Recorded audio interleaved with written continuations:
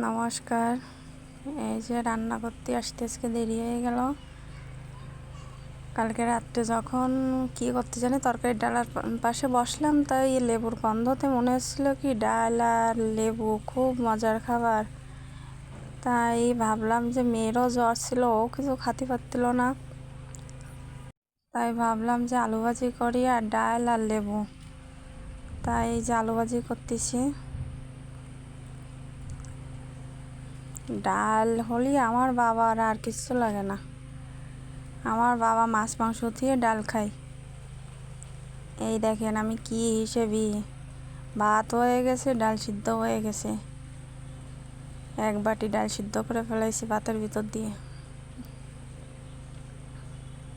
মসুরির ডাল ভাতের ভিতর দিয়ে সিদ্ধ করা যায়।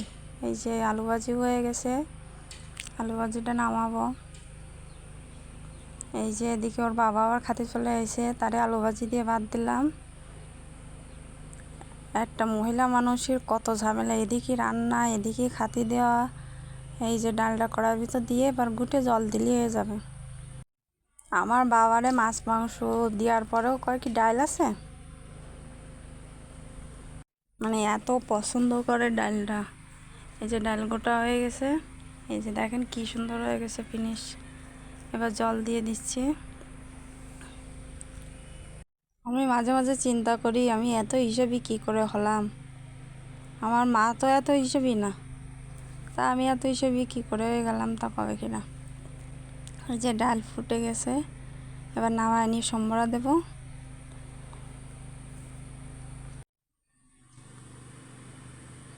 এই যে একটু পাঁচফোড়ন দিয়ে দিলাম। এই যে পাঁচফোড়নের পরে পেঁয়াজ রসুন, ওরে বাবা এতখানি পেঁয়াজ রসুন কুটে ফেলাইছি আমি, যাকে তা দিয়ে দিই। এবার এই যে পেঁয়াজ রসুনের ভিতর ডালটা দিয়ে দিলাম।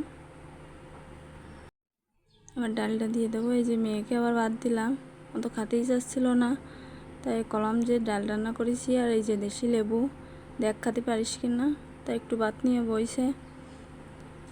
এই যে হয়ে গেছে রান্না।